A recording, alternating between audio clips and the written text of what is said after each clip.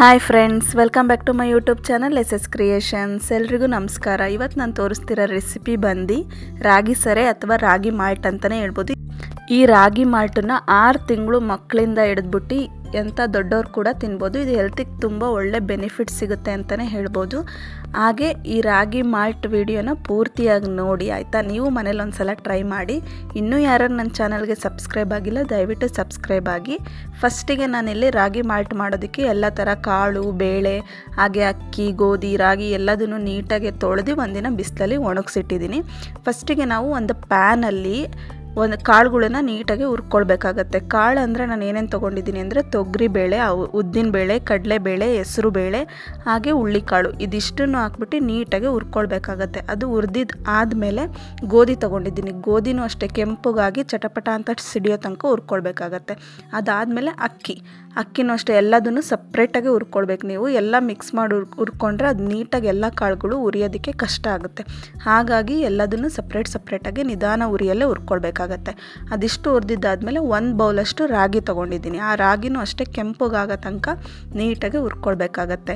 ಇಲ್ಲಿ ಕ್ವಾಂಟಿಟಿ ಯಾವ ಥರ ತೊಗೋಬೇಕಂದ್ರೆ ನಾನು 1 ಬೌಲು ರಾಗಿ ತೊಗೊಂಡ್ರೆ ಅರ್ಧ ಬೌಲು ಅಕ್ಕಿ, ಅರ್ಧ ಬೌಲು ಗೋಧಿ, ಹಾಗೆ ಅರ್ಧ ಬೌಲು ಮಿಕ್ಸ್ ಆಗಿರುವಂತಹ ಕಾಳು ಬೇಳೆಗಳನ್ನು ತೊಗೊಂಡಿದ್ದೀನಿ. ಇದಿಷ್ಟು ನೀಟಾಗಿ ಹುರಿದಿದ್ದಾದಮೇಲೆ 1 ಹಿಡಿಯಷ್ಟು ಶೇಂಗಾ ಬೀಜ ಹುರ್ಕೊಳ್ಬೇಕಾಗತ್ತೆ.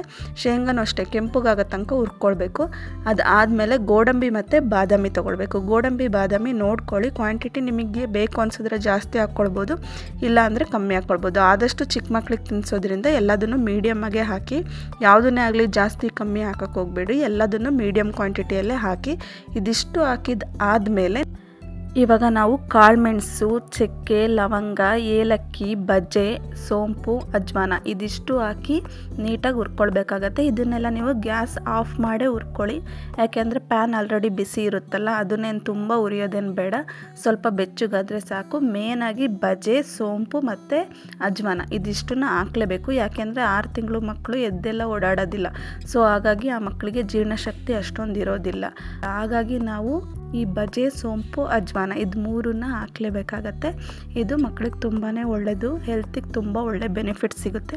ಹಾಗಾಗಿ ಈ ರಾಗಿ ಮಾಲ್ಟನ್ನು ನೀವೇ ಮನೇಲಿ ಮಾಡಿ, ಯಾಕೆಂದರೆ ಹೊರಗಡೆಯಿಂದ ತಂದಿದ್ದು ಅಷ್ಟೊಂದು ಹೈಜೀನಾಗಿ ಇರೋದಿಲ್ಲ. ಯಾವ ಥರ ಮಾಡಿರ್ತಾರೆ ಏನು ಅಂತ ಗೊತ್ತಿರೋದಿಲ್ಲ, ನಮಗೂ ಸಮಾಧಾನ ಇರೋದಿಲ್ಲ ತಿನ್ನಿಸ್ಬೇಕಾದ್ರೆ. ಹಾಗಾಗಿ ನಾವೇ ಮನೆಯಲ್ಲಿ ಎಲ್ಲ ಥರ ಕಾಳು, ಬೇಳೆ, ಅಕ್ಕಿ, ರಾಗಿ ಎಲ್ಲದನ್ನು ನೀಟಾಗಿ ತೊಳೆದು ಒಣಗಿಸಿ ನಾವೇ ಪೌಡರ್ ಮಾಡಿದ್ರೆ ತುಂಬಾ ಚೆನ್ನಾಗಿರುತ್ತೆ. ಗ್ರೈಂಡ್ ಮಾಡ್ಕೊಳ್ಬೇಕಾದ್ರೆ ಇದಕ್ಕೆ ಸ್ವಲ್ಪ ಉಪ್ಪು ಹಾಕಿ ಗ್ರೈಂಡ್ ಮಾಡ್ಕೊಳ್ಳಿ. ಉಪ್ಪು ಹಾಕೋದ್ರಿಂದ ಅದು ಎಷ್ಟು ದಿನ ಇಟ್ಟರು ಏನೂ ಆಗೋದಿಲ್ಲ. ಈ ಮಾಲ್ಟನ್ನ ತುಂಬ ಜಾಸ್ತಿ ಕ್ವಾಂಟಿಟಿ ಎಲ್ಲ ಮಾಡ್ಕೊಳಕ್ಕೆ ಹೋಗಬಾರ್ದು. ಸ್ವಲ್ಪ ಕ್ವಾಂಟಿಟಿ ಎಲ್ಲ ಮಾಡಬೇಕು. 15 ಡೇಸಿಗೆ ಒಂದ್ಸಲ ಫ್ರೆಶ್ ಆಗಿ ಮಾಡಿದ್ರೆ ತುಂಬಾ ಚೆನ್ನಾಗಿರುತ್ತೆ. ಇದಿಷ್ಟು ಗ್ರೈಂಡ್ ಮಾಡಿದ ಆದಮೇಲೆ ನೀಟಾಗಿ ಜರಡಿ ಇಟ್ಕೊಳ್ಬೇಕಾಗತ್ತೆ. ಜರಡಿ ಎಲ್ಲ ಹಿಡ್ದಿದ್ದು ಆದಮೇಲೆ ರಾಗಿ ಮಾಲ್ಟ್ ಯಾವ ಥರ ಮಾಡೋದು ಅಂತ ತೋರಿಸ್ತೀನಿ.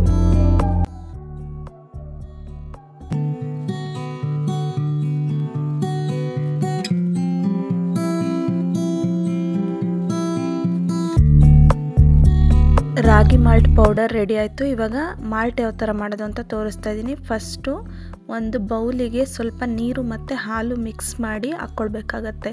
ಯಾವ ಥರ ಅಂದರೆ 1 ಟೀ ಕಪ್ಪಲ್ಲಿ ಅರ್ಧದಷ್ಟು ಹಾಲು ಮತ್ತು ಅರ್ಧದಷ್ಟು ನೀರು, ಇದಕ್ಕೆ ಸ್ವಲ್ಪ ಬೆಲ್ಲ, ಹಾಗೆ 1 ಟೇಬಲ್ ಸ್ಪೂನಷ್ಟು ರಾಗಿ ಮಾಲ್ಟು, ಸ್ವಲ್ಪ ತುಪ್ಪ ಇದಿಷ್ಟು ಹಾಕಿ ನೀಟಾಗಿ ಮಿಕ್ಸ್ ಮಾಡ್ಕೊಳ್ಬೇಕಾಗತ್ತೆ. ಅದು ಗಂಟಾಗಬಾರ್ದು, ನೀಟಾಗಿ ಕಲಿಸ್ಕೊಳ್ಬೇಕು ಅದನ್ನು.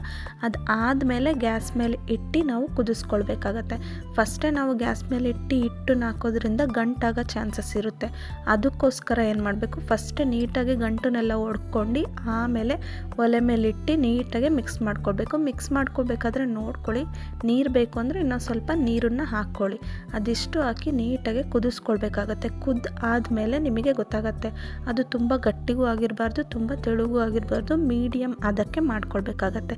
ಇದು ಮಾಡ್ಕೊಂಡಿದ್ದಾದಮೇಲೆ ತಣ್ಣಗಾದಮೇಲೆ ನೀವು ಚಿಕ್ಕ ಮಕ್ಕಳಿಗೆ ತಿನ್ನಿಸ್ಬೋದು. ಇದು ತುಂಬಾ ಚೆನ್ನಾಗಿರುತ್ತೆ.